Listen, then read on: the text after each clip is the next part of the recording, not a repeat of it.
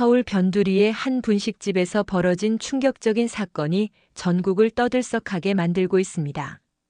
평생을 아들 하나만 바라보며 살아온 69살 어머니가 며느리에게 죽을 뻔한 사건이 발생했다고 합니다. 하지만 이 이야기는 단순한 살인미수 사건을 넘어서 한 어머니의 놀라운 반격과 복수, 그리고 새로운 인생의 시작을 그리고 있다고 하는데요. 과연 무슨 일이 있었던 걸까요? 지금부터 여러분께 그 특별한 이야기를 전해드리겠습니다. 여기서 잠깐 더 많은 이야기와 재미있는 콘텐츠를 놓치지 않으시려면 지금 바로 구독과 알림 설정을 해주세요. 여러분의 관심이 저희 채널에게 큰 힘이 됩니다. 네, 말씀하신 조건들을 모두 반영해서 첫 번째 장부터 시작하겠습니다. 주인공은 윤말자 씨, 올해 69살입니다. 서울 변두리 골목에서 작은 분식집을 운영하며 평생을 보내셨어요. 남편이 일찍 세상을 떠나고 나서 홀로 아들 하나를 키우느라 얼마나 고생하셨는지 모릅니다. 말자 씨의 하루는 새벽 4시부터 시작됐어요. 떡볶이 국물을 끓이고 어묵을 준비하고 김밥을 싸느라 손이 쉴 틈이 없었습니다. 그렇게 번 돈은 고스란히 아들 강민수의 학비로 들어갔어요. 초등학교부터 대학교까지 한 푼도 아끼지 않았습니다. 민수야, 엄마는 괜찮으니까 너만 잘 되면 돼. 이 말을 몇 번이나 했는지 셀 수도 없어요. 겨울에는 연탄불 앞에서 떨며 장사 준비를 하고 여름에는 후끈한 가게에서 땀을 뻘뻘 흘리면서도 민수 생각뿐이었습니다. 다른 또래 여자들이 화장품 하나 사고 옷 하나 새로 맞출 때 말자 씨는 낡은 앞치마만 계속 두르고 살았어요. 민수는 그런 어머니 덕분에 무사히 대학을 졸업하고 좋은 회사에 취직했습니다. 그리고 31살이 되던 해 드디어 결혼 발표를 했어요. 상대는 오세진이라는 32살 여성이었는데 첫인상이 참 좋았습니다. 어머님 안녕하세요. 저는 세진이에요. 처음 만났을 때 세진은 말자 씨의 손을 꼭 잡으며 인사했어요. 목소리도 상냥하고 웃는 모습도 예뻤습니다. 더 중요한 건 말자 씨를 진짜 어머니처럼 대하는 것 같다는 점이었어요. 어머님께서 혼자 민수 오빠를 키우시느라 얼마나 고생하셨을까요? 정말 존경스럽습니다. 세진의 이런 말에 말자 씨는 눈물이 핑 돌았어요. 평생 누구에게도 인정받지 못했던 자신의 노고를 이해해주는 사람이 있다니 얼마나 고마웠는지 몰라요. 결혼 준비 과정에서도 세진은 완벽했습니다. 예식장 예약부터 신혼집 마련까지 모든 걸 말자 씨와 상의하며 진행했어요. 특히 신혼집을 구할 때는 이런 제안을 했습니다. 어머님, 저희가 어머님 집 근처에 전세를 얻을까 하는데 어떠세요?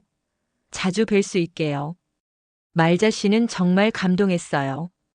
요즘 며느리들이 시어머니 가까이 살려고 하는 경우가 드물잖아요. 그런데 세진은 오히려 먼저 제안하다니 이렇게 착한 며느리가 어디 있을까 싶었습니다. 결혼식 당일 말자 씨는 평생 모은 돈 3천만 원을 축의금으로 건네주었어요. 그것도 모자라 분식집 운영하면서 조금씩 모아둔 적금 5천만 원도 해약해서 신혼집 보증금에 보탰습니다. 총 8천만 원이라는 거금이었죠. 말자 씨 입장에서는 거의 평생 재산이나 다름없었어요. 어머님 정말 죄송합니다. 이런 큰 돈을. 세진은 눈물을 흘리며 감사 인사를 했어요. 그 모습을 보니 말자 씨는 더욱 확신했습니다. 이 아이는 정말 착하다. 내가 잘못 본 게 아니구나. 결혼 후 첫 추석 때도 세진은 일찍부터 와서 말자 씨와 함께 음식을 준비했어요. 전도 부치고 나물도 무치면서 말자 씨의 손을 거들었습니다. 다른 집 며느리들이 명절 스트레스를 호소할 때 말자 씨는 오히려 자랑거리가 생겼어요. 우리 며느리는 정말 착해. 시어머니 말도 잘 듣고 일도 잘하고. 동네 아줌마들에게 자랑할 때마다 가슴이 뿌듯했습니다. 그동안의 고생이 다 보상받는 기분이었어요. 그런데 결혼 1년쯤 지나면서 조금씩 변화가 느껴지기 시작했습니다. 세진의 방문 횟수가 줄어들었어요. 전에는 일주일에 두세 번씩 왔는데 이제는 한 달에 한 번 올까 말까 했습니다. 전화 통화도 예전 같지 않았어요. 말자 씨가 먼저 전화하면 어머님, 지금 바빠서 나중에 걸게요 라고 말하고 끊는 일이 많아졌습니다. 그나마 다시 전화가 오는 경우도 드물었어요. 말자 씨는 혹시 자신이 며느리에게 부담을 주는 건 아닌지 걱정하기 시작했습니다. 세진이 직장 생활을 하니까 바쁠 수도 있고 신혼이니까 남편과 둘만의 시간을 갖고 싶을 수도 있겠다 싶었어요. 그래서 더 조심스럽게 연락했습니다. 하지만 아들 민수도 예전 같지 않았어요. 전에는 주말마다 어머니를 찾아왔는데 이제는 한 달에 한 번 정도만 얼굴을 비췄습니다. 그마저도 급하게 와서 밥 한 끼 먹고 바로 가버렸어요. 민수야, 엄마가 뭔가 잘못했니? 어느 날 용기를 내서 물어봤더니 민수는 이렇게 대답했습니다. 아니에요, 엄마. 그냥 바빠서 그래요. 세진이도 직장 다니고 하니까. 그 말을 듣고 나니 말자 씨는 더 이상 뭐라고 할 수가 없었어요. 아들 부부의 생활을 이해해야겠다고 생각했습니다. 그렇게 시간이 흘러 결혼 2년째가 되었을 때 세진에게서 뜻밖의 제안이 왔습니다. 어머님, 저희가 어머님과 함께 살면 어떨까요? 말자 씨는 깜짝 놀랐어요. 요즘 시대의 며느리가 먼저 동거를 제안하다니 정말 예상치 못한 일이었습니다. 세진아, 너희 둘만 살아야지. 내가 끼어들면. 아니에요, 어머님. 어머님께서 혼자 계시는 게 걱정돼요. 그리고 저도 어머님께 많이 배우고 싶고요. 세진의 간절한 표정에 말자 씨는 마음이 움직였습니다. 사실 혼자 사는 게 외로웠거든요. 분식집 일도 점점 힘들어지고 나이가 들수록 건강도 예전 같지 않았어요. 그럼 우리 집으로 올래? 아니면 너희 집으로? 어머님 집이 좋죠. 거기서 어머님이 오랫동안 사셨으니까요. 결국 아들 부부가 말자 씨 집으로 이사 오기로 했습니다. 말자 씨는 기뻐서 어쩔 줄 몰랐어요. 드디어 가족이 한자리에 모여 살 수 있게 된 거잖아요. 이사 오기 전에 세진은 집안을 이것저것 고치자고 제안했습니다. 어머님, 집이 좀 오래되어서 수리가 필요할 것 같아요. 보일러도 교체하고 방 도배도 새로 하고요. 말자 씨는 흔쾌히 동의했습니다. 며느리와 아들이 편하게 지낼 수 있다면 뭐든지 해주고 싶었거든요. 수리비만 2천만 원이 넘게 들었지만 말자 씨는 기꺼이 지불했어요. 그런데 수리 과정에서 세진이 이상한 요구를 했습니다. 어머님, 혹시 집 명의를 저희한테 이전해 주실 수 있을까요? 나중에 대출 받을 때 유리하거든요. 말자 씨는 잠깐 망설였어요. 집은 자신의 유일한 재산이었거든요. 하지만 세진의 설명을 들어보니 일리가 있었습니다. 어머님께서 연세가 있으시니까 은행에서 대출 승인이 어려울 수 있어요. 그런데 저희 명의로 해두면 나중에 집 수리할 때나 뭔가 필요할 때 편하거든요. 물론 어머님이 계속 여기서 사시는 건 당연하고요. 민수도 거들었습니다. 엄마, 세진이 말이 맞아요. 요즘은 다 그렇게 해요. 실질적으로는 엄마 집인 거 똑같잖아요. 결국 말자 씨는 집 명의를 아들 앞으로 이전했습니다. 당시 집값이 4억 원 정도였는데 증여세를 내고도 기꺼이 해준 거예요. 평생 모은 재산을 다 아들에게 물려준 셈이었습니다. 동거 생활이 시작되고 처음 몇 개월은 정말 행복했어요. 아침에 일어나면 며느리와 함께 아침밥을 차려 먹고 저녁에는 아들이 퇴근하면 셋이서 정답게 저녁을 먹었습니다. 말자 씨는 이런 게 진짜 가족의 모습이구나 싶었어요. 하지만 반년쯤 지나면서 분위기가 조금씩 이상해지기 시작했습니다. 어느 날 말자 씨가 화장실에 다녀오는데 세진이 자신의 방에 뭔가를 설치하고 있는 걸 봤어요. 세진아, 뭐 하는 거니? 아, 어머님. 이거 홈 시큐리티 카메라예요. 요즘 집에 혼자 계실 때가 많으니까 만약 무슨 일 생기면 바로 알 수 있게요. 말자 씨는 고마웠습니다. 며느리가 자신을 그렇게까지 걱정해 주다니요. 그래도 내 방에까지 설치할 필요는. 어머님 안전이 가장 중요해요. 특히 어머님 연세를 생각하면 언제 어디서 쓰러지실지 모르잖아요. 세진의 말이 틀린 건 아니었어요. 실제로 요즘 들어 가끔 어지럽기도 했고요. 그래서 말자 씨는 별다른 말 없이 넘어갔습니다. 며칠 후에는 또 다른 변화가 있었어요. 세진이 말자 씨의 휴대폰을 만지작거리고 있었습니다. 어머님, 비밀번호가 너무 간단해요. 생년월일로 하면 누구나 알 수 있어요. 그래? 그럼 뭘로 바꿀까? 제가 복잡한 걸로 바꿔드릴게요. 나중에 알려드릴게요. 그런데 며칠이 지나도 새 비밀번호를 알려주지 않았어요. 말자 씨가 물어보면 깜빠먹었네요. 나중에 알려드릴게요라고 말만 했습니다. 결국 말자 씨는 자신의 휴대폰을 쓸 수 없게 되었어요. 누군가에게 전화를 하려면 세진에게 부탁해야 했습니다. 세진아, 순이한테 전화 좀 해줄래?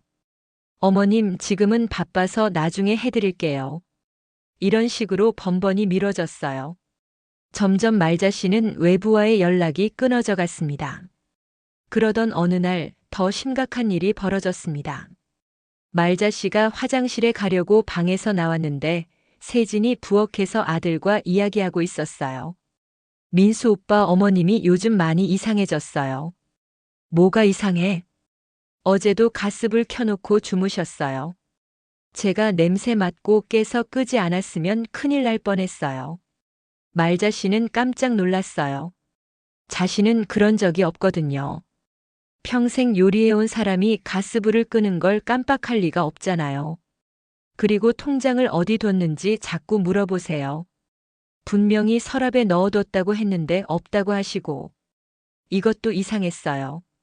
말자 씨는 통장을 항상 같은 곳에 보관했거든요. 그런데 며칠 전부터 없어졌더라고요. 세진아, 혹시 실수로. 말자 씨가 나타나자 세진이 깜짝 놀라며 돌아봤어요. 어머님. 주무시는 줄 알았어요. 내 통장 말인데. 어머님, 어제 찾으셨잖아요. 서랍에 넣어두셨다고 하시면서. 분명히 자신은 그런 기억이 없는데 세진은 확신에 차서 말했어요. 말자 씨는 점점 자신을 의심하기 시작했습니다. 정말 내가 깜빡한 건가? 민수는 걱정스러운 표정으로 어머니를 바라봤어요. 엄마, 병원에 한번 가보시는 게 어때요?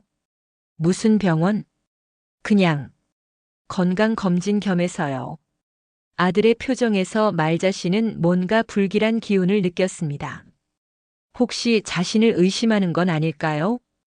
그날 밤 말자 씨는 잠을 이룰 수 없었어요. 정말 자신에게 문제가 있는 건일까요? 아니면 뭔가 다른 일이 벌어지고 있는 건일까요? 방 천장에 깜빡이는 빨간 불빛이 보였습니다. 시큐리티 카메라의 녹화 표시등이었어요. 말자 씨는 그 불빛을 바라보며 막연한 불안감에 휩싸였습니다. 그렇게 몇 주가 더 지나면서 말자 씨 주변에서는 계속해서 이상한 일들이 벌어졌습니다. 아침에 일어나 보면 냉장고 문이 열려 있었어요. 분명히 전날 밤에 닫아뒀는데 말이죠. 세진은 걱정스러운 표정으로 말했습니다. 어머님, 밤에 뭔가 드시려고 냉장고 여셨나 봐요. 그런데 닫는 걸 깜빡하셨네요. 나는 밤에 냉장고 안 열었는데. 어머님, 기억 안 나실 수도 있어요. 연세가 있으시니까. 이런 일이 반복되면서 말자 씨는 점점 자신감을 잃어갔습니다. 정말 자신이 하고도 기억 못하는 건가 싶었어요. 더 심각한 건 통장과 도장이 완전히 사라진 일이었습니다. 말자 씨는 평생 같은 서랍에 보관해 왔는데 어느 날 갑자기 없어져 버렸어요. 세진아, 내 통장 못 봤니? 어머님, 어제 은행 가신다고 가져가셨잖아요. 나 어제 은행 안 갔는데? 어머님께서 분명히 말씀하셨어요. 적금 만기 확인하러 간다고요. 세진은 확신에 차 있었고 민수도 세진의 말을 믿는 눈치였어요. 말자 씨만 혼자서 기억이 안 나는 상황이었습니다. 그럼 지금 어디 있을까? 어머님이 어디 두셨는지 저희가 어떻게 알아요? 가방이나 옷주머니 찾아보세요. 아무리 찾아도 없었어요. 말자 씨는 밤새 집안을 뒤졌지만 통장은 나오지 않았습니다. 그러면서 점점 불안해졌어요. 혹시 정말 치매가 오는 건 아닐까? 며칠 후에는 더 충격적인 일이 벌어졌습니다. 분식집에서 장사를 하고 있는데 은행 직원이 찾아왔어요. 말자 씨, 대출 신청하신 건 관련해서 왔는데요. 무슨 대출요? 3천만 원 신용대출 말씀이에요. 서류상으로는 분식집 운영 자금이라고 되어 있는데 말자 씨는 깜짝 놀랐어요. 자신은 대출 신청을 한 적이 없거든요. 제가 언제 대출 신청을 했다고요? 일주일 전에 직접 오셔서 신청하셨는데 신분증이랑 통장도 가져오시고요. 은행 직원이 보여준 서류에는 분명히 말자 씨의 서명이 있었어요. 그런데 말자 씨는 전혀 기억이 나지 않았습니다. 죄송한데 저는 정말 기억이 안 나요.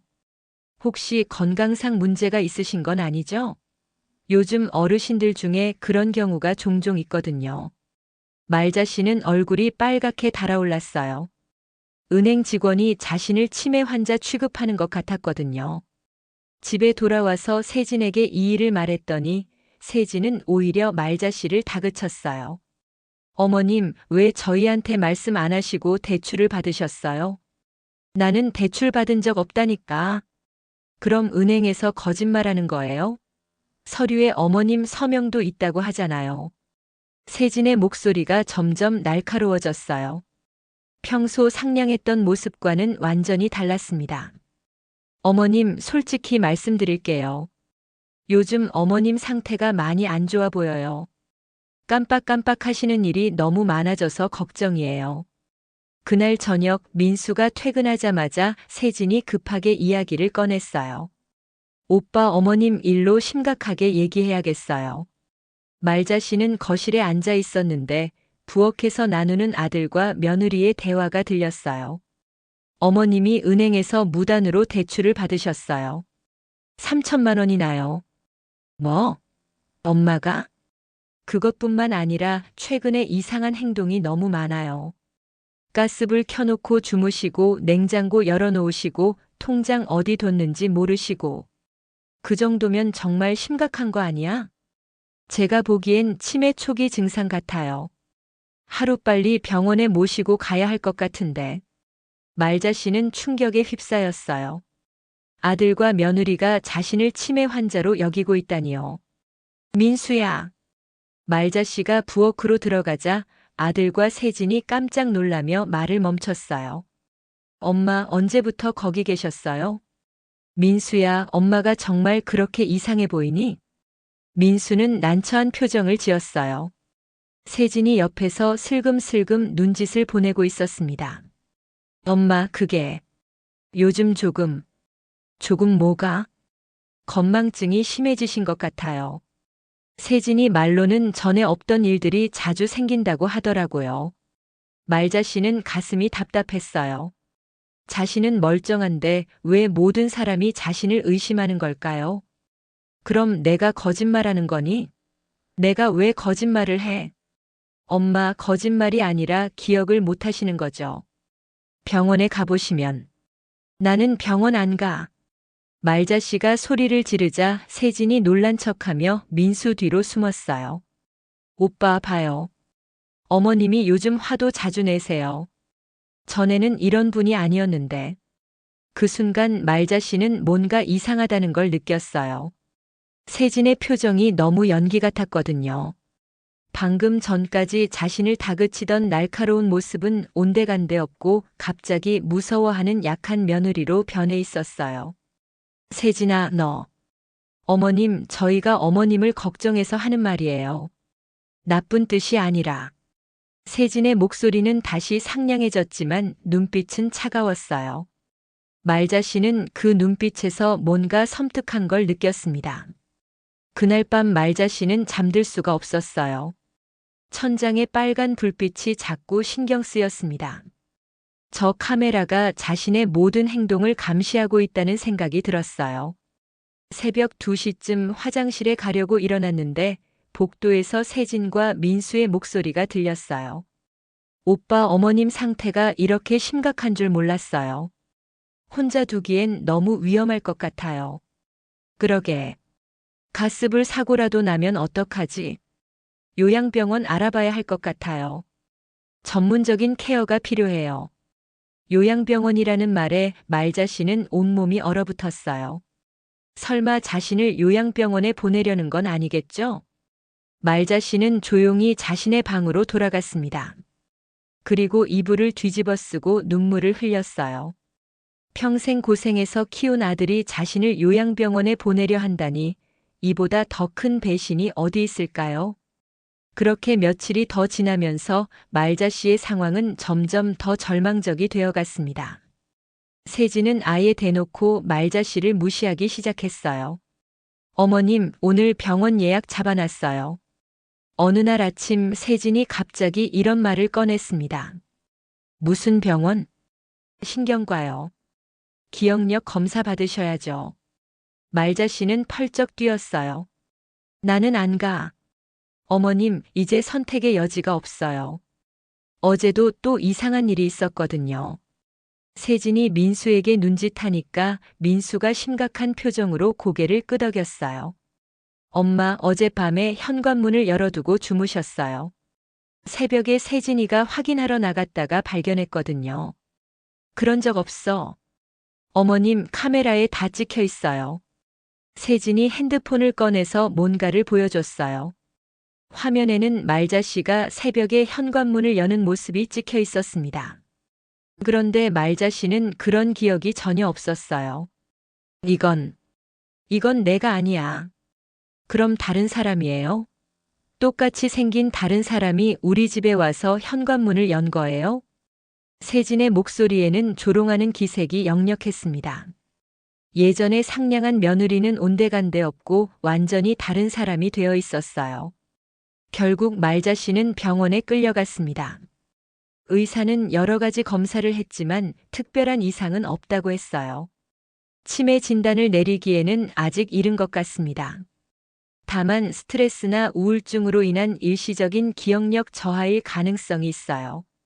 하지만 세진은 만족하지 않았습니다. 의사 선생님, 그럼 혼자 두기에는 위험하지 않을까요? 가스 사고나 화재 위험도 있고요. 보호자가 함께 계시면 괜찮을 것 같은데요. 저희가 직장을 다녀서 낮에는 혼자 계세요. 의사는 잠깐 생각하더니 이렇게 말했습니다. 그렇다면 주간보호센터나 요양시설을 알아보시는 것도 바로 그거였어요. 세진이 원했던 답이요. 집에 돌아오는 길에 세진이 말했습니다. 어머님, 의사 선생님 말씀 들으셨죠? 전문 케어가 필요하대요. 나는 집에서 살고 싶어. 어머님 안전이 더 중요해요. 좋은 곳 알아볼게요. 그날 밤부터 세진은 본격적으로 요양시설을 알아보기 시작했어요. 컴퓨터 앞에 앉아서 이곳저곳 전화를 걸어댔습니다. 거기 입소 대기 기간이 얼마나 돼요? 아, 한 달이요? 그럼 예약부터 해놓을게요. 말자 씨는 그 모습을 보면서 소름이 돋았어요. 세진이 자신을 빨리 쫓아내려고 안달이 나 있었거든요. 며칠 후 세진이 갑자기 이런 제안을 했습니다. 어머님, 날씨도 좋은데 산책 나가실래요? 산책? 요즘 집에만 계셔서 답답하실 것 같아요. 저도 스트레스 풀 겸 함께 나가요. 말자 씨는 의외였어요. 세진이 이렇게 친절하게 나올 줄 몰랐거든요. 혹시 자신을 미안하게 여기는 건 아닐까 싶었습니다. 그래, 나가자. 세진은 차를 몰고 시내에서 한참 떨어진 산으로 갔어요. 말자 씨는 처음 가보는 곳이었습니다. 여기가 어디니? 관악산 끝자락이에요. 공기도 좋고 경치도 예뻐요. 차에서 내려서 산길을 걷기 시작했는데 점점 사람들이 없는 깊은 곳으로 들어갔어요. 길도 험해지고 주변이 온통 나무뿐이었습니다. 세진아, 너무 깊이 들어가는 거 아니야? 조금만 더 가요.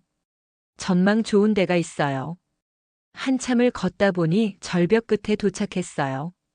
아래로 내려다보니 까마득하게 깊었습니다. 적어도 50m는 넘어 보였어요. 와, 정말 높다. 말자 씨가 감탄하고 있는데 갑자기 세진의 분위기가 바뀌었습니다. 얼굴에서 미소가 사라지고 차가운 표정이 되었어요. 어머님, 응? 이제 그만 쉬세요. 세진의 목소리가 완전히 달라졌어요. 냉정하고 무서웠습니다. 뭐라고? 힘드셨죠? 평생 고생만 하시고. 세진이 한 걸음씩 말자 씨 쪽으로 다가왔어요. 말자 씨는 본능적으로 뒤로 물러났지만 뒤는 절벽이었습니다. 세진아, 너 지금 뭐 하는 거야? 어머님께서 자꾸 우리 앞길을 막으시거든요. 민수 오빠는 착해서 어머님을 끝까지 모실 거라고 하는데 그럼 저는 언제까지 참아야 하나요? 세진의 눈에는 미친 듯한 광기가 서려 있었어요. 내가 언제 너희 앞길을 막았다고. 집도 어머님 명의였고 돈도 다 어머님이 관리하시고. 저희는 언제까지 눈치 보며 살아야 해요? 집은 이미 민수 명의로 바꿔줬잖아. 돈도 다 너희한테. 그것도 어머님이 살아계시니까 언제든 문제가 될 수 있어요. 만약 어머님이 마음 바뀌시면 말자 씨는 이제 세진의 진짜 속마음을 알 수 있었어요. 처음부터 자신의 재산이 목적이었던 거예요. 너 처음부터 계획한 거구나. 어머님이 워낙 순진하셔서 쉬웠어요. 효녀 코스프레하고 착한 며느리 연기하니까 뭐든 다 해주시더라고요. 그럼 그동안 카메라며 대출이며 그런 것들도 다. 당연히 제가 한 거죠. 어머님을 치매 환자로 만들어야 나중에 유산 상속받을 때 문제 없으니까요. 세진이 핸드폰을 꺼내서 뭔가를 보여줬어요. 거기에는 말자 씨의 인감 도장과 통장이 들어있는 사진이 있었습니다. 이것들도 다 제가 숨겨둔 거예요. 어머님이 깜빡하신 게 아니라요. 말자 씨는 온몸이 떨렸어요. 이 모든 게 세진의 계획이었다니요. 민수는 알고 있는 거야? 오빠는 몰라요. 착한 오빠는 정말로 어머님이 치매에 걸린 줄 알고 있어요. 제가 워낙 연기를 잘해서요. 세진이 한 걸음 더 다가왔어요. 이제 말자 씨와의 거리가 팔을 뻗으면 닿을 정도였습니다. 어머님, 아들의 미래는 제가 잘 돌봐드릴게요. 어머님은 이제 편히 쉬세요. 세진이 두 손을 뻗어 말자 씨의 어깨를 밀었어요. 말자 씨는 균형을 잃고 뒤로 넘어졌습니다. 아! 말자 씨의 비명이 산속에 울려 퍼졌어요.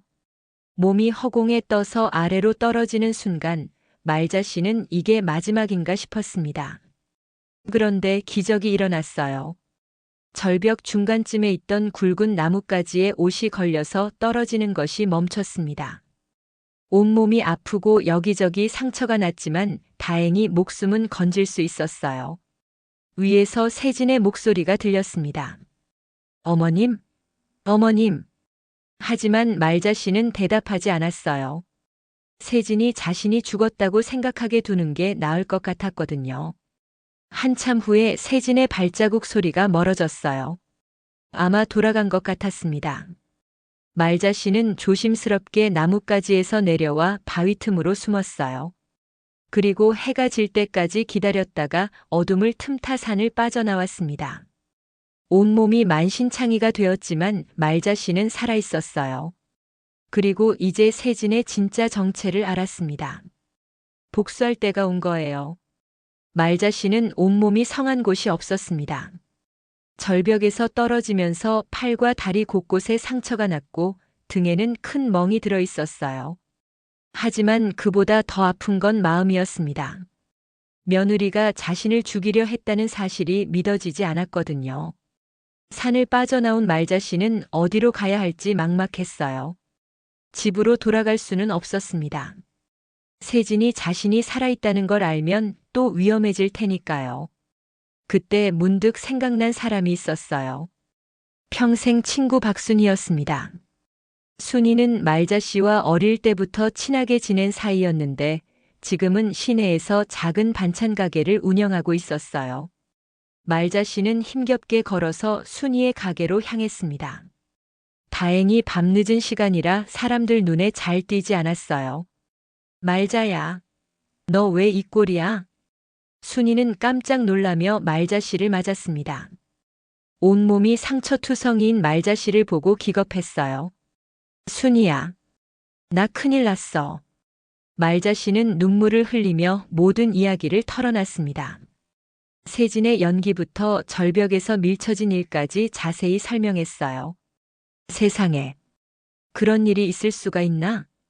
순이는 믿기 어렵다는 표정이었지만 말자 씨의 상처를 보니 거짓말일 리 없었습니다. 일단 치료부터 받자. 병원 가야겠어. 안 돼. 병원 가면 신분증 확인하잖아. 세진이가 알게 되면. 그럼 어떡해? 이대로 둘 수는 없잖아. 순이는 고민하다가 동네에서 소문난 한의원을 떠올렸어요. 거기 원장은 순이와 오래된 친구였고 비공식적인 치료도 해주는 편이었습니다. 거기 원장이 우리 동창이야. 조용히 치료해달라고 부탁해볼게. 다행히 한의원 원장은 흔쾌히 도와주었어요. 상처를 소독하고 붕대를 감아주면서 말했습니다. 다행히 큰 부상은 아니에요. 이틀 정도 푹 쉬시면 많이 나아질 거예요. 순이는 말자 씨를 자신의 집으로 데려갔습니다. 그리고 며칠 동안 정성껏 돌봐주었어요. 말자야, 이제 어떻게 할 거야? 회복이 좀 된 후에 순이가 물었습니다. 모르겠어. 세진이가 저지른 일을 폭로해야 하는데 누가 믿어주겠어? 실제로 그게 가장 큰 문제였어요. 세진은 완벽하게 연기를 해왔고 모든 사람들이 말자 씨를 치매 환자로 여기고 있었습니다. 갑자기 나타나서 며느리가 자신을 죽이려 했다고 말해봤자 오히려 정신병자 취급받을 가능성이 높았어요. 증거가 있어야 해. 확실한 증거 말이야. 그때 순이가 좋은 아이디어를 냈습니다. 너 기억해? 우리 단골집 떡볶이 먹으러 다니던 곳 말이야. 거기 사장 아들이 경찰이 되었어. 정우석이? 맞아. 지금 강남서에서 형사로 일한다더라. 그 애한테 도움 청해보자. 말자 씨는 정우석을 기억했어요. 어릴 때 자주 분식집에 와서 떡볶이를 사 먹던 아이였습니다. 항상 예의 바르고 착했던 기억이 있어요. 순이가 정우석에게 연락을 취했더니 놀랍게도 정우석은 기꺼이 도와주겠다고 했습니다. 말자 이모님 정말 오랜만이에요. 이틀 후 만난 정우석은 예전보다 훨씬 의젓해져 있었어요. 35살의 젊은 형사였습니다. 우석아, 이모가 부탁이 있어서. 말자 씨는 정우석에게도 모든 상황을 설명했습니다. 정우석은 진지하게 들으면서 중간중간 질문을 했어요. 이모님, 이건 정말 심각한 사건이에요. 살인 미수죄에 해당하거든요. 그런데 누가 믿어주겠니? 나는 이미 치매 환자로 낙인 찍혔는데. 걱정 마세요. 제가 비공식적으로 조사해 볼게요. 정우석은 며칠 동안 세진의 과거를 파헤쳐 봤습니다. 그 결과 놀라운 사실들이 드러났어요. 이모님, 세진이라는 여자에 대해 알아봤는데 심각한 전과가 있어요. 정우석이 가져온 자료에는 충격적인 내용들이 들어 있었습니다. 세진은 결혼 전에 다니던 회사에서 횡령을 저질렀어요. 5천만 원을 빼돌렸다가 발각되기 직전에 회사를 그만뒀거든요. 정말이야? 그뿐만 아니라 신용카드 사기 전과도 있어요. 다른 사람 명의로 카드를 만들어서 쇼핑을 한 거죠. 더 충격적인 건 세진이 민수를 만나기 전에도 비슷한 수법을 썼다는 사실이었어요. 이전 남자친구도 나이든 부모님이 있는 사람이었는데 사귀면서 그 집 재산을 노렸다는 정황이 있어요. 다만 그때는 들통나기 전에 헤어져서 문제가 안 됐지만요. 그럼 세진이가 처음부터 우리 집 재산을 노리고 민수에게 접근한 거구나. 그런 것 같아요. 그리고 더 심각한 건 최근에 이모님 명의로 또 다른 대출을 받았다는 거예요. 정우석이 보여준 서류에는 말자 씨 명의로 된 대출 서류가 여러 장 있었어요. 총 금액이 8천만 원에 달했습니다. 이건 언제? 일주일 전이에요. 이모님이 절벽에서 떨어진 바로 그날 오후에 은행에서 대출을 받았더라고요.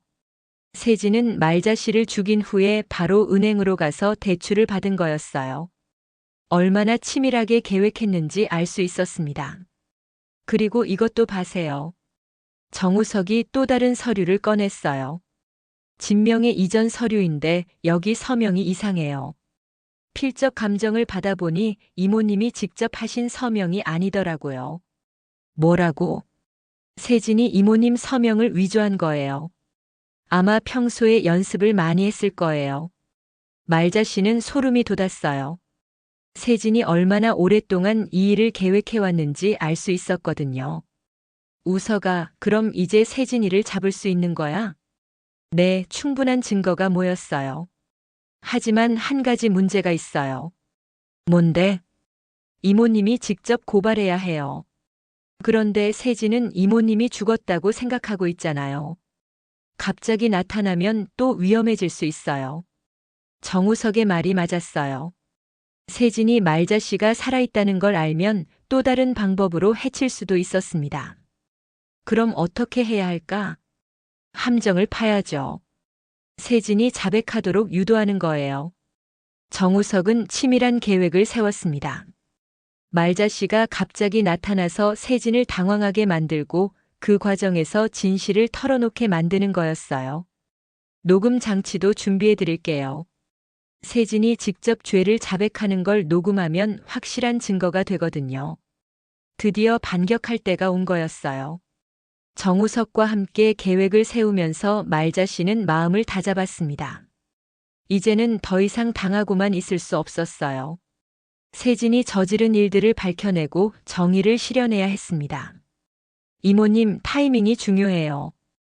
언제 나타날지 신중하게 정해야 해요. 정우석은 세진의 일상 패턴을 파악하기 위해 며칠 동안 몰래 조사했어요. 그 결과 흥미로운 사실을 발견했습니다. 세진이 최근에 보험회사를 자주 드나들더라고요. 이모님 명의로 생명보험을 가입한 것 같아요. 생명보험? 네, 그것도 보험금이 5억 원짜리예요. 수익자는 당연히 민수 씨로 되어 있고요. 말자 씨는 경악했어요. 세진이 자신을 죽이고 나서 보험금까지 타내려고 했던 거네요. 그리고 또 하나 발견한 게 있어요. 정우석이 핸드폰을 꺼내서 사진을 보여줬어요. 세진이 어떤 남자와 함께 있는 모습이었습니다. 이 남자가 누구인지 아세요? 처음 보는데? 세진의 전 남자친구예요. 결혼 후에도 계속 만나고 있더라고요. 사진 속의 세진은 그 남자와 스킨십을 하고 있었어요. 명백히 불륜 관계였습니다. 세상에. 민수가 알면 얼마나 충격을 받을까. 아마 세진은 보험금을 받고 나서 민수 씨와 이혼하고 이 남자와 다시 합칠 생각인 것 같아요. 정말 치밀하고 악랄한 계획이었어요. 말자 씨를 죽이고 보험금을 받고 민수마저 버릴 생각이었던 거네요. 이모님, 이제 결정하셔야 해요. 언제 모습을 드러낼 건지요. 말자 씨는 고민했어요. 아무 때나 나타날 수는 없었습니다. 세진이 가장 방심하고 있을 때, 그리고 확실한 증거를 잡을 수 있는 순간이어야 했어요.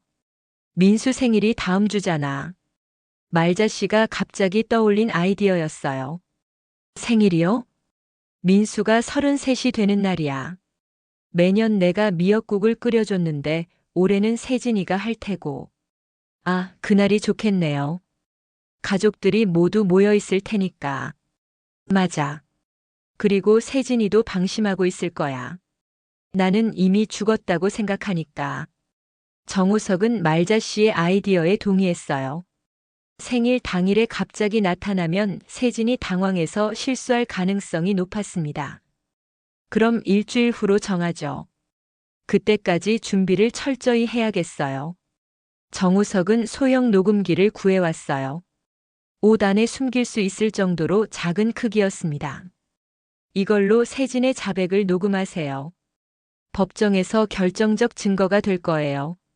사용법은 간단하죠? 네, 이 버튼만 누르면 돼요. 배터리도 12시간 동안 지속되니까 걱정 마세요. 순이도 적극적으로 도와주었어요.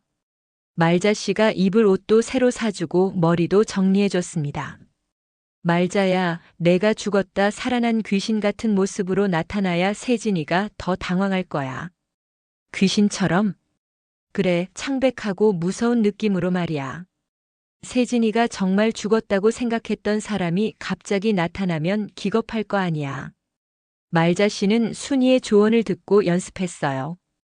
어떤 표정으로 나타날지, 뭐라고 말할지 미리 준비했습니다. 생일 당일이 되었어요. 정우석은 미리 집 주변에 대기하고 있었고, 말자 씨는 순이와 함께 집 앞까지 와 있었습니다. 말자야, 진짜 괜찮겠어? 응. 이제 더 이상 물러설 수 없어. 말자 씨는 녹음기를 옷 안쪽에 숨기고 버튼을 눌렀어요. 이제 시작이었습니다. 집 안에서는 불이 켜져 있었고 웃음소리가 들렸어요.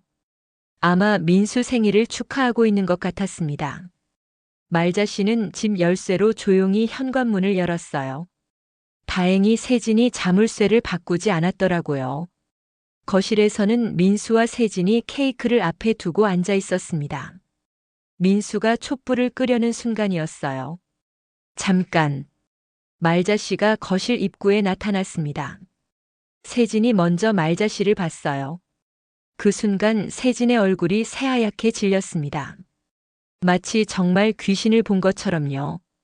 으악! 세진이 비명을 지르며 의자에서 넘어졌어요. 케이크도 바닥에 떨어져 엉망이 되었습니다. 엄마! 민수도 깜짝 놀라며 일어났어요. 하지만 세진만큼 충격받지는 않았습니다.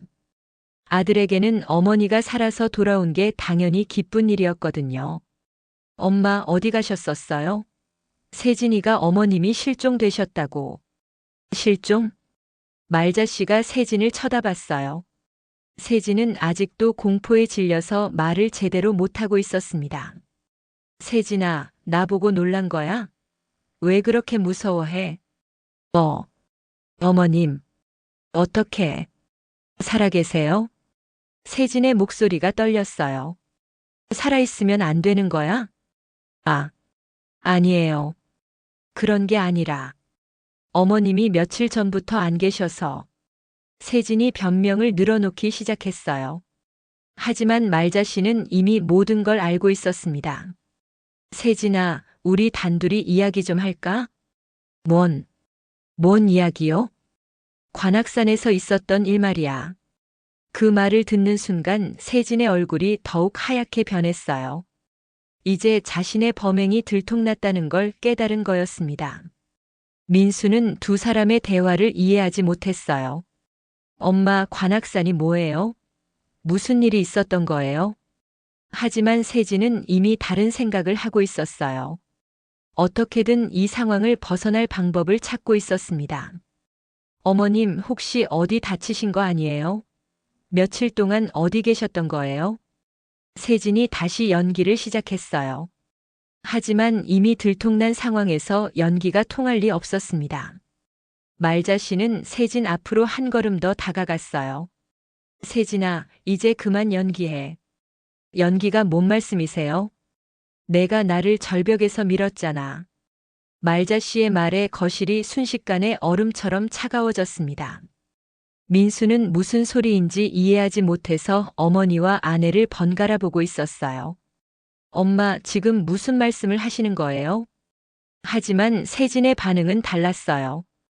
온몸이 벌벌 떨리면서 뒤로 물러섰습니다. 어머님, 정말 무슨 말씀인지 모르겠어요. 아직도 모르겠다고.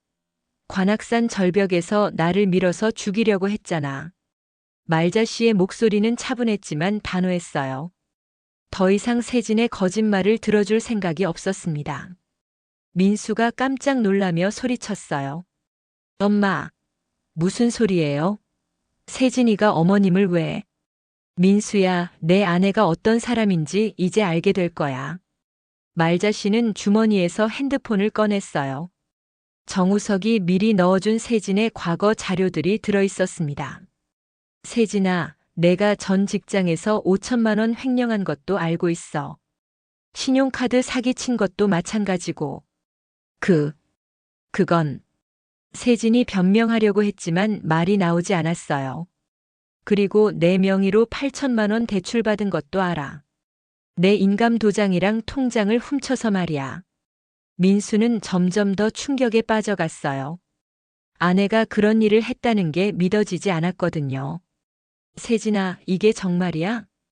세진은 이제 더 이상 숨길 수 없다는 걸 깨달았어요. 하지만 끝까지 발악했습니다. 어머님이 치매에 걸리셔서 헛소리 하시는 거예요. 오빠 믿지 마세요. 치매? 말자씨가 비웃었어요. 그것도 내가 꾸민 일이잖아. 내 방에 카메라 설치해서 조작하고 가스불이나 냉장고 문 일부러 열어놓고. 아니에요. 어머님이 정말로. 그럼 이것도 설명해봐. 말자씨가 핸드폰 화면을 민수에게 보여줬어요. 세진이 다른 남자와 스킨십하는 사진이었습니다. 민수의 얼굴이 창백해졌어요. 세진아, 이게 뭐야? 오빠, 이건 오해예요. 그냥 친구 사이예요. 친구가 이렇게 해? 민수는 사진 속의 세진이 남자와 키스하는 모습을 보고 있었어요. 명백한 불륜 현장이었습니다. 오빠 정말 아니에요. 누군가 합성한 거예요. 세진이 필사적으로 변명했지만 이미 늦었어요. 너무 많은 증거가 나와버렸거든요. 그때 말자씨가 결정타를 날렸습니다.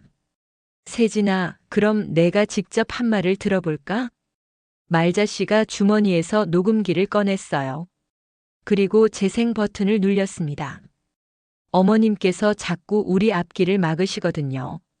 민수 오빠는 착해서 어머님을 끝까지 모실 거라고 하는데 그럼 저는 언제까지 참아야 하나요? 녹음기에서 세진의 목소리가 흘러나왔어요. 절벽에서 했던 그 무서운 고백이었습니다. 집도 어머님 명의였고 돈도 다 어머님이 관리하시고 저희는 언제까지 눈치 보며 살아야 해요? 민수는 믿을 수 없다는 표정으로 아내를 바라봤어요. 그것도 어머님이 살아계시니까 언제든 문제가 될 수 있어요. 만약 어머님이 마음 바뀌시면 어머님이 워낙 순진하셔서 쉬웠어요. 효녀 코스프레하고 착한 며느리 연기하니까 뭐든 다 해주시더라고요. 세진의 얼굴이 점점 더 하얗게 변해갔어요. 자신이 했던 말들이 그대로 재생되고 있었거든요. 당연히 제가 한 거죠. 어머님을 치매 환자로 만들어야 나중에 유산 상속받을 때 문제 없으니까요. 어머님, 아들의 미래는 제가 잘 돌봐드릴게요. 어머님은 이제 편히 쉬세요. 마지막 부분에서는 세진이 말자씨를 밀치는 소리까지 들렸어요. 말자씨의 비명 소리도 함께요. 녹음이 끝나자 거실은 완전한 침묵에 빠졌습니다. 민수는 충격에 빠져서 말을 하지 못했어요.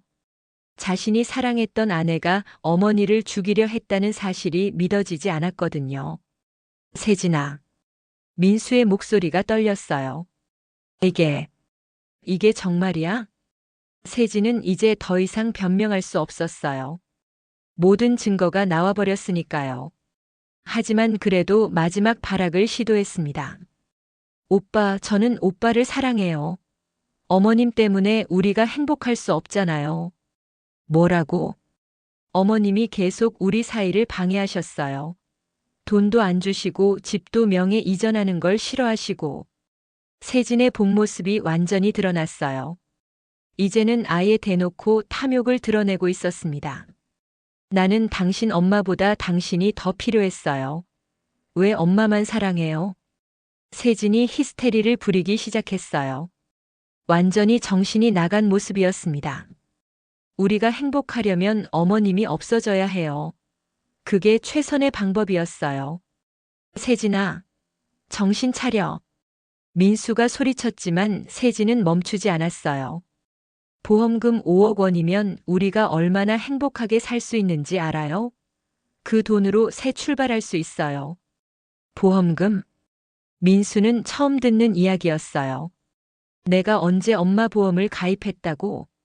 제가 오빠 명의로 가입했어요. 수익자는 오빠니까 문제 없어요. 세진은 이미 모든 걸 털어놓고 있었어요. 정신이 완전히 나가버린 상태였습니다. 바로 그때 현관문이 열리고 정우석이 들어왔어요. 뒤에는 다른 경찰관 2명도 함께 있었습니다. 오세진 씨 살인미수와 사기 혐의로 체포합니다. 정우석이 수갑을 꺼내면서 말했어요. 안 돼. 안 돼요. 세진이 저항했지만 소용없었어요. 이미 모든 증거가 확보된 상태였거든요. 당신에게는 묵비권이 있고 변호사를 선임할 권리가 있습니다. 세진은 수갑이 채워지면서 마지막으로 소리쳤어요. 오빠. 오빠만은 저를 믿어주세요. 저는 오빠를 사랑해요. 하지만 민수는 고개를 돌렸어요. 더 이상 세진을 볼 수가 없었습니다. 세진이 끌려가고 나서 거실에는 말자 씨와 민수만 남았어요. 민수는 바닥에 주저앉아서 머리를 감출습니다. 엄마. 죄송해요. 정말 죄송해요. 민수가 울기 시작했어요. 내가 어머님을 의심했어요. 세진이 말만 믿고 말자 씨는 아들 곁에 다가가서 등을 토닥여줬어요. 민수야, 너도 속은 거야. 세진이가 워낙 연기를 잘해서. 하지만 저는 어머님의 아들이잖아요. 어머님을 믿었어야 했는데. 이제 됐어. 모든 게 끝났으니까. 하지만 말자 씨의 마음도 편하지는 않았어요. 비록 정의는 실현되었지만 아들이 받은 상처가 너무 컸거든요. 세진이 체포된 후 며칠 동안 말자 씨와 민수는 서로 어색해했어요.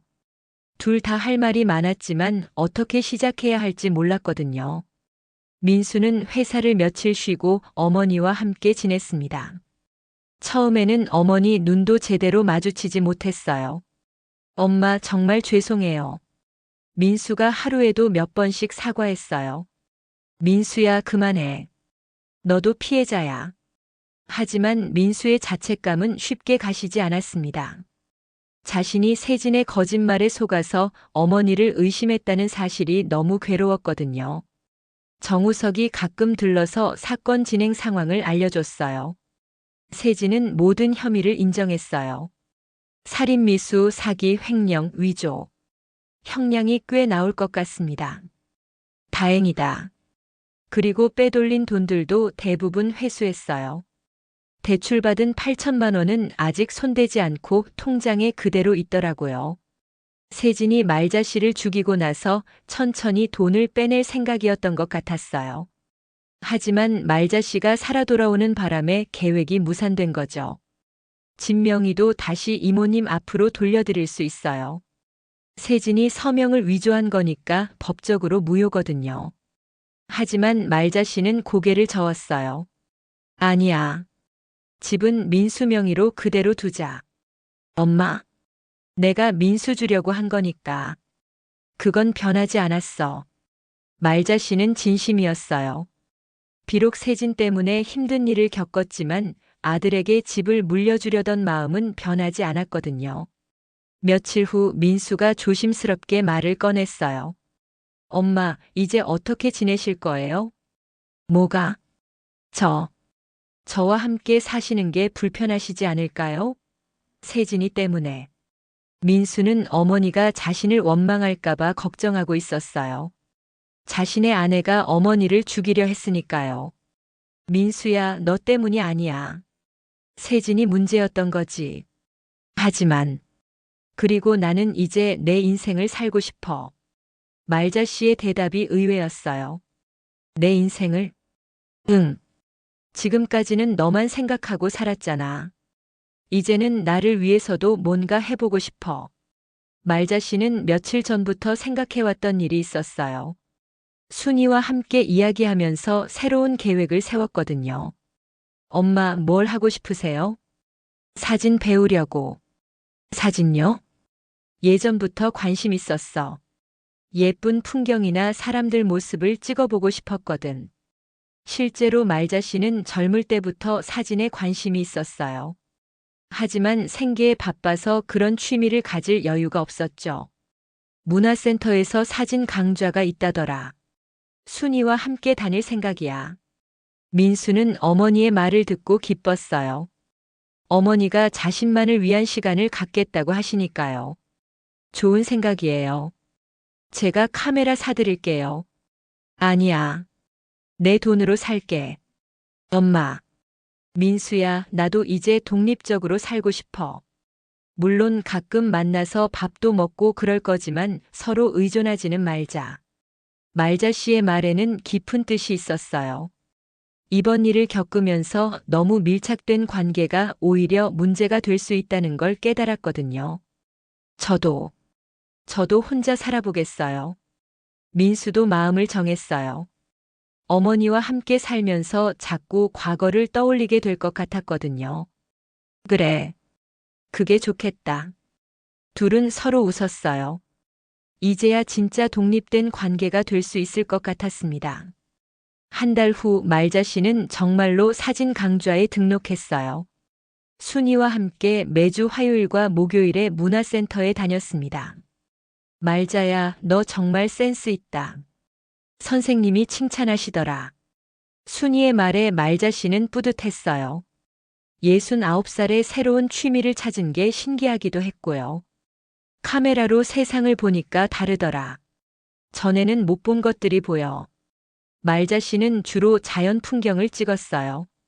산이나 강, 공원의 나무들을 찍으면서 마음의 평화를 찾았습니다. 특히 관악산에도 다시 갔어요. 처음에는 무서웠지만 카메라를 들고 가니까 달라 보였습니다. 세진이 자신을 밀어뜨린 그 절벽도 이제는 그냥 하나의 풍경일 뿐이었어요. 이 사진 제목을 뭐라고 할까?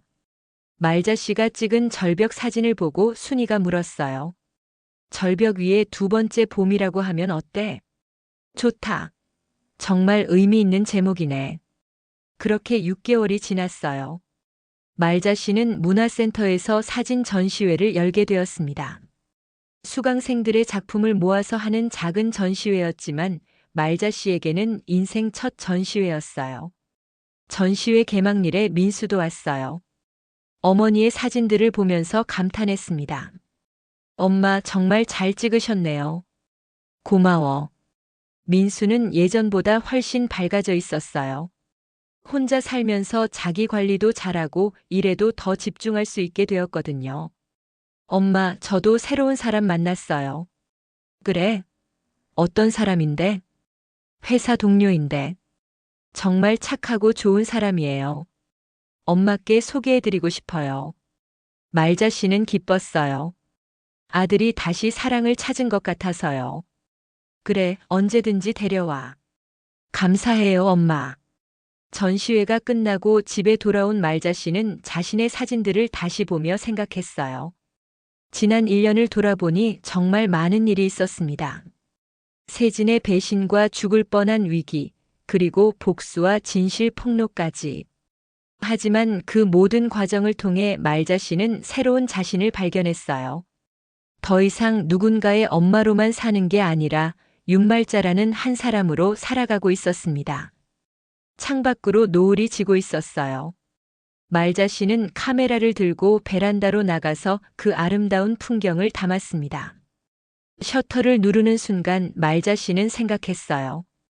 죽음 끝에서 피어난 건 엄마가 아닌 나 자신이었구나. 새벽 해가 떠오르는 것처럼 말자 씨의 인생에도 새로운 봄이 시작되고 있었습니다.